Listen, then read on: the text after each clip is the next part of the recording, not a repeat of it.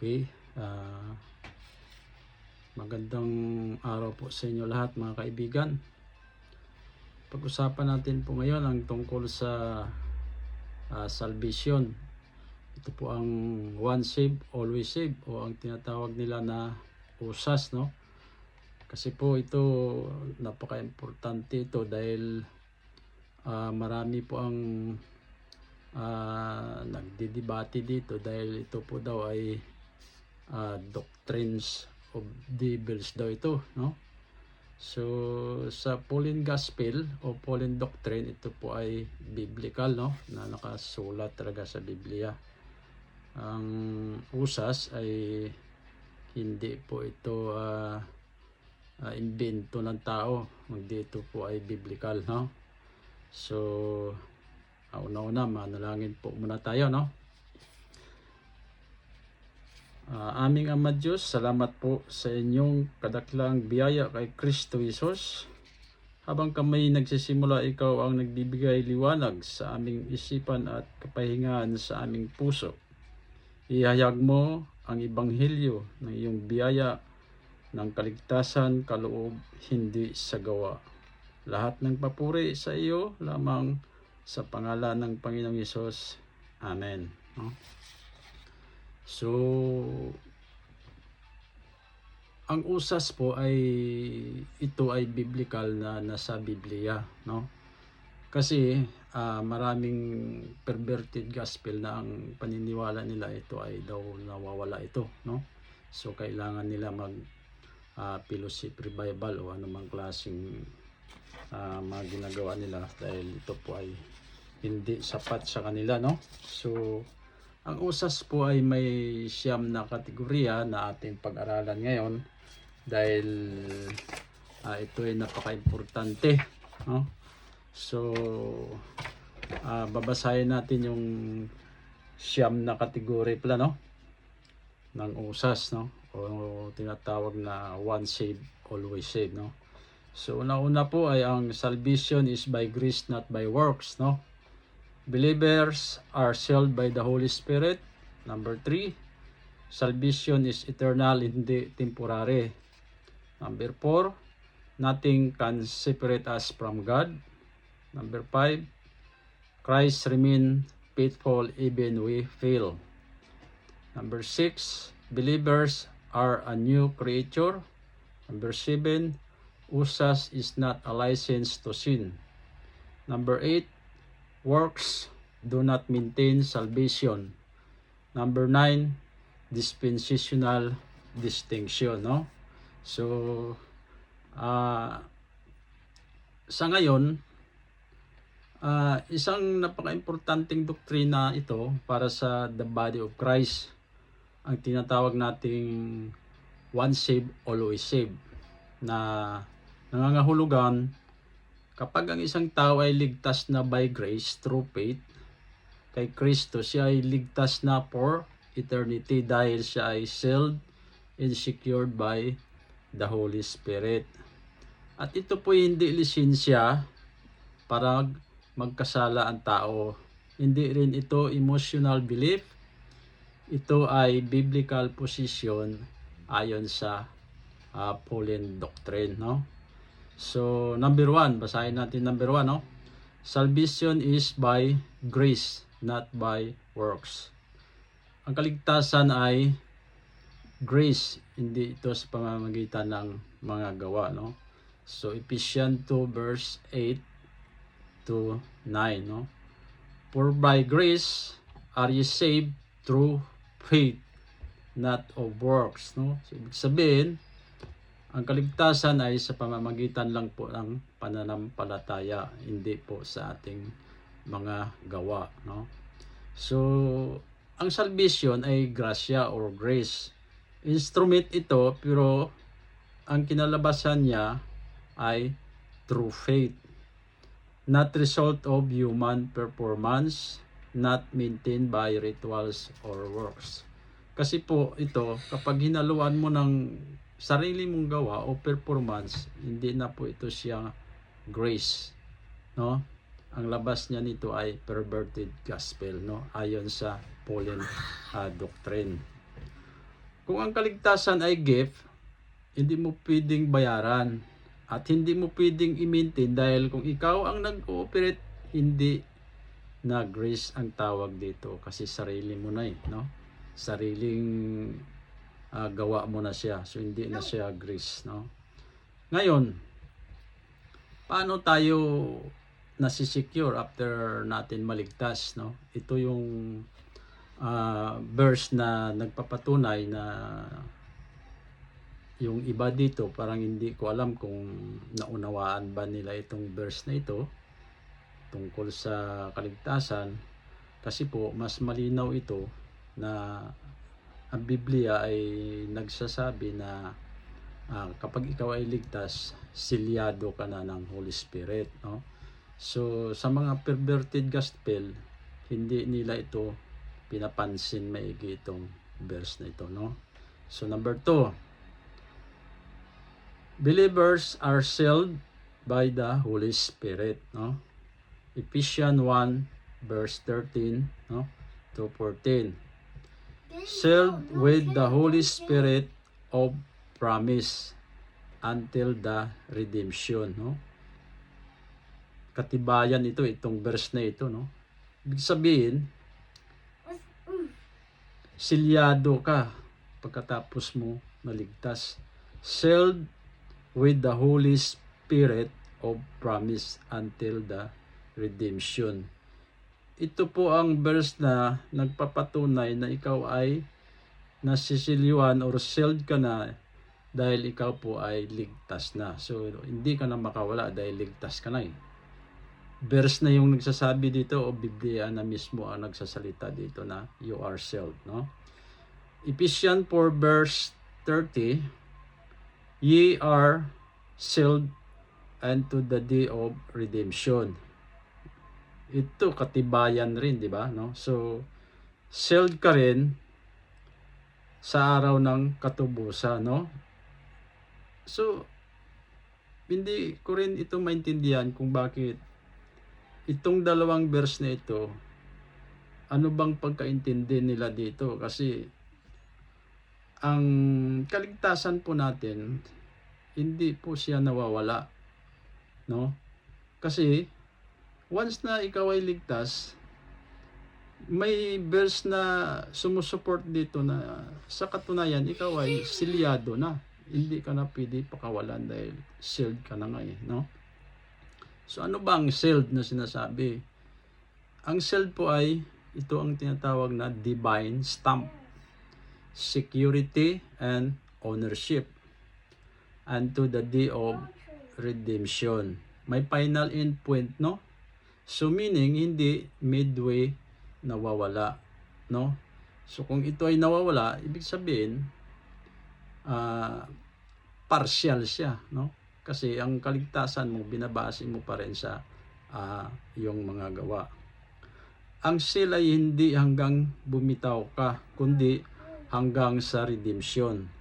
Ang nagtatabi sa iyo ay hindi ikaw, kundi yung Holy Spirit mismo. Yan ang trabaho ng Holy Spirit.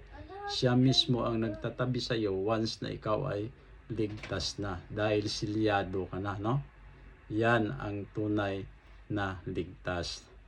Number 3, salvation is eternal, hindi po ito temporary, no? Kasi lahat naman tayo makasalanan, no? So paano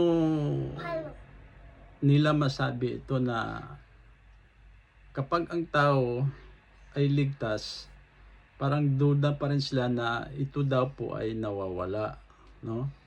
Kasi hindi sila kontento sa kaligtasan, so kailangan nila mag revival, no? Para na manumbalik sila uli na sila ay ligtas, no? So anong sabi sa Romans 6 verse 23?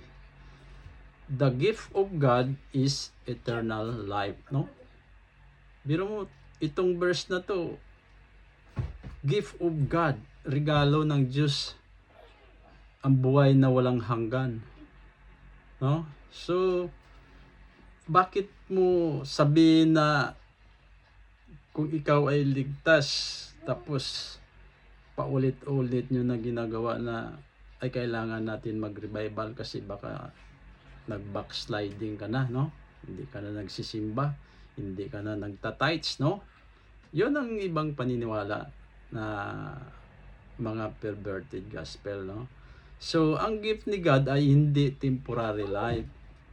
Hindi rin siya provisionary life. Hindi rin siya trial life, no?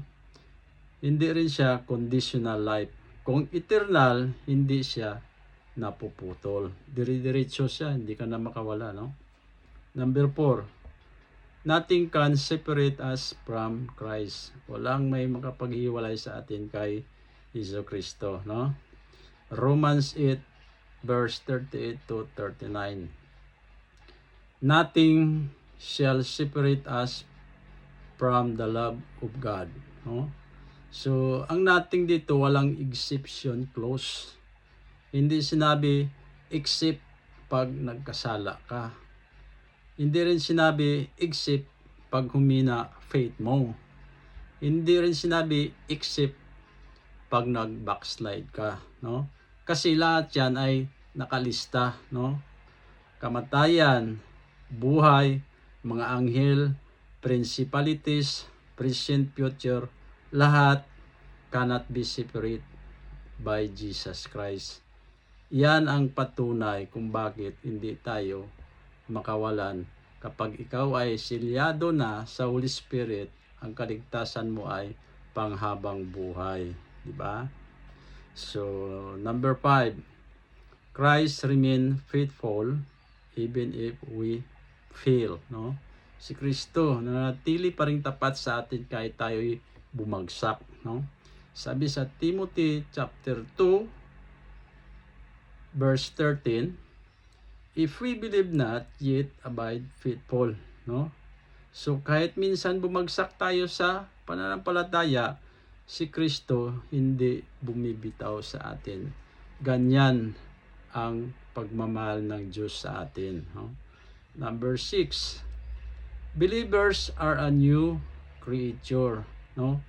So kapag ikaw ay mananampalataya, ikaw ay bagong nilalang na, no?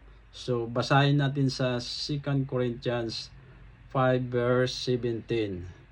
2 Corinthians 5 verse 17. Kasi kapag ikaw ay silyado na ng Holy Spirit, ang katibayan ay ma-eternal life ka na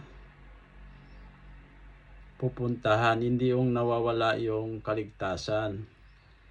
5 verse 17, no? Basahin natin dito, no?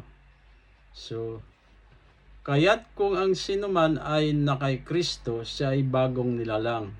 Ang mga dating bagay ay nagsilipas na, narito sila ay pawang naging mga bago. So, once na ikaw ay nakay Kristo, ikaw ay bagong nilalang ka na. Yung mga nakalipas na mga kasalanan mo o ano man mga nagawa mo ay natapos na yon. So, binago ka na ng Diyos o binago ka ni Kristo. Identity change, no? Not the same old man, hindi yung mga dati, no? So, ang usas is not about behavior change preserving salvation, kundi identity change produced by salvation.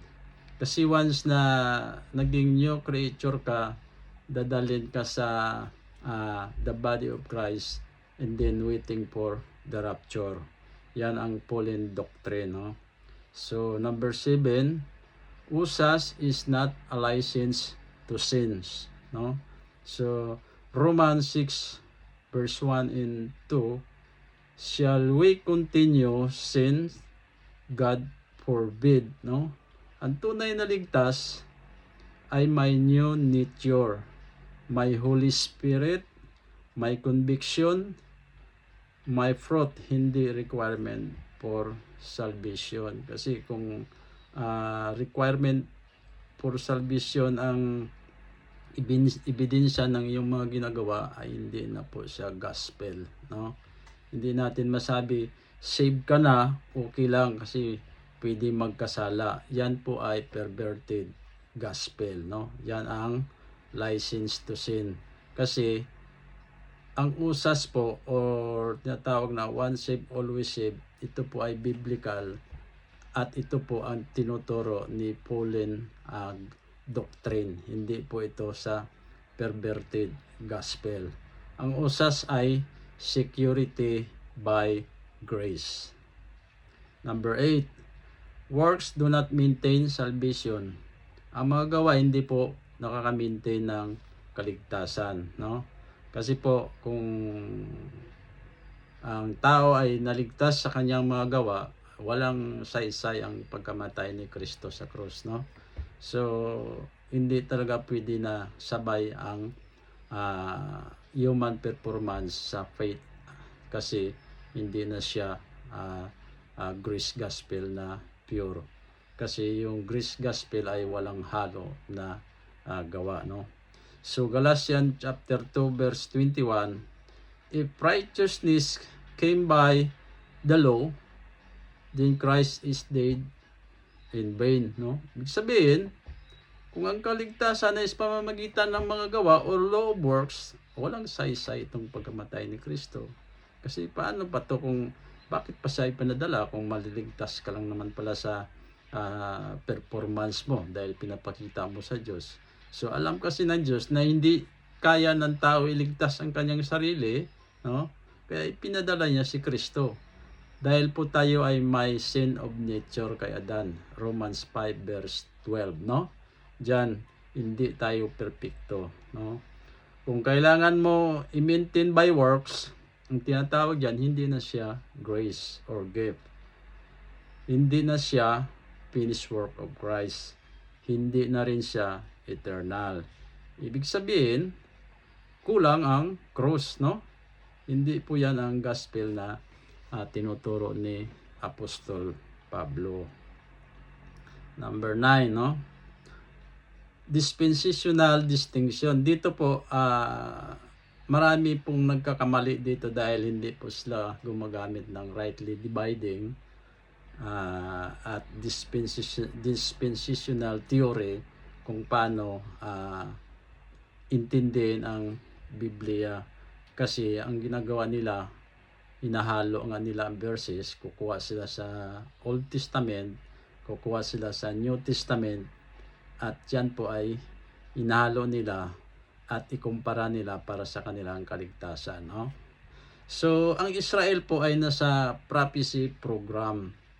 Hindi po siya sa the body of church kasi iba yung programa ng Israel at iba rin ang programa ng mystery program, no? So ang Israel program prophecy, ang kanilang kinukuha naman dito na verse kalimitan na ito ang Matthew 24 verse 13, no?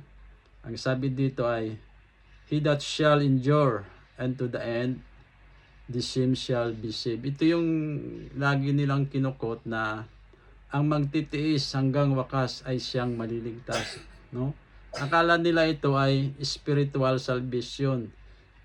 Tanong ko sa inyo, ang spirit ba nag-i-endure? May endurance ba, no? Kasi kung spirit ito, walang endure dito. Endurance na sinasabi, no? Ito ay physical salvation sa pagdating ng 7 years tribulation. Kaya part ito siya ng Israel program. Propesya ito, no? Hindi po ito physical salvation, no? So ang body of Christ or mystery grace, iba naman ang kaligtasan dito, no? Ang kaligtasan dito ay by faith lang, wala na siyang kasamang works. Basahin natin sa Ephesians 1 verse 13. Saved immediately after believe, no? So silyado ka na kaagad pagkatapos mong maligtas. Yan ang katibayan kung bakit ang usas ay napaka-importante, no, sa Pauline doctrine. yan ay hindi devil's doctrine, no? Yan ay doktrina sa mga demonyo, sa mga hindi naniniwala sa usas, no? So, magkaiba ang audience dito, magkaibang dispensation, magkaibang requirements, kaya maraming nalilito kung tungkol dito kasi hindi sila nag-rightly dividing. Hindi nila ito alam ang rightly dividing kasi sila basta kuha lang ng kuha ng verse at ituro sa mga membro nila na yan po ang dapat gawin, no?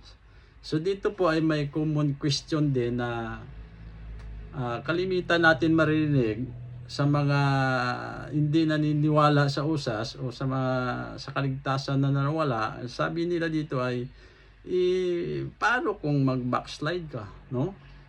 Diyan ang kalimitan nilang tanong, no? Kasi wala silang tiwala eh. Hindi nila tinitingnan ang mga verse kung ano ang mga sinasabi dito at ikumpara doon sa tinatawag nila na ang kaligtasan ay nawawala, no? So dito po ay may mga biblical na sinasabi na ang usas po ay biblical, no? So paano daw kung nag-backslide ang tao? So basahin natin na naman ito sa 1 Corinthians 3:15, no? 1 Corinthians 3 verse 15. Kasi ito kasi may connection ito sa sa judgment ang 1 Corinthians 3:15, no? Ito. Kung ang gawa ng sinuman ay masunog, ay malulugi siya, ngunit siya ay kanyang sarili ay maliligtas, gayon may tulad sa pamamagitan ng apoy, no? So ibig sabihin, ang kaligtasan hindi pa rin nawala. Yung reward lang, no? Yung reward niya lang ang nawala, pero ang salvation niya hindi nawawala. Kasi dinadaan sa apoy kung anong ginawa mo dito sa lupa. Isubok yung faith mo, isasalang sa apoy, kung hindi masunog, may reward ka. Kung masusunog, ibig sabihin, safe ka pa rin dahil ligtas ka na eh. Kung masusunog, ligtas ka pa rin. Yung reward mo lang yung nawala, no? Iyan po ay may connection sa 2 Corinthians chapter 5 verse 10, no? Basahin natin 2 Corinthians 5:10, no? Sapagkat tayong lahat ay kinakailangan mahayag sa harapan ng hukuman ni Kristo upang tumanggap ang bawat isa ng mga bagay na ginawa sa pamamagitan ng katawan ayon sa ginawa niya, maging mabuti o masama. Ito hindi ito judgment na hatulan ka. Ito ay bima judgment na bibigyan ang bawat isa dito ng reward. Hindi po ito judgment na hatulan yung kasalanan mo. Hindi po. Kasi iba dito nagkakamali. Ang hatol po ay nasa white throne judgment doon sa Revelation chapter 20 verse 15, no? So ito po ay hindi po ito judgment, kundi reward ito na ibinibigay pagkatapos marapture ang tao. Kung anong ginawa mo dito sa mundo na kabutihan, o ikaw ay pastor, ano ka mang klase na nagtuturo, bibigyan ka ng kabutihan, reward, no? Sa pamamagitan ng katawan, ayon sa ginawa niya. Yung pamamagitan ng katawan, ang katawan dito ay, ito ang sanlibutan, no? Na ginawa niya dito, maging mabuti o masama. Ito po yon ang bima judgment reward. Hindi po ito judgment na hatulan ko. Iba ito. So, yan kalimitan ang common question sa backslide. Ito ang sagot sa 1 Corinthians 3 verse 15. Mawawala yung reward pero ligtas ka pa rin. Yan ang sagot sa mga nagba-backslide na mananampalataya, no? So, ang usas po ay eternal security by grace, not presumption, not license, but a result of the finished work of Christ, no? So, sana po may naintindihan sa kunting video ito at sa salita ng Diyos, at lagi tayo magpapatuloy sa pagpaiwatig sa mensahe ng biyaya. Thank you, Lord, at salamat sa inyo lahat sa nakakinig. God bless.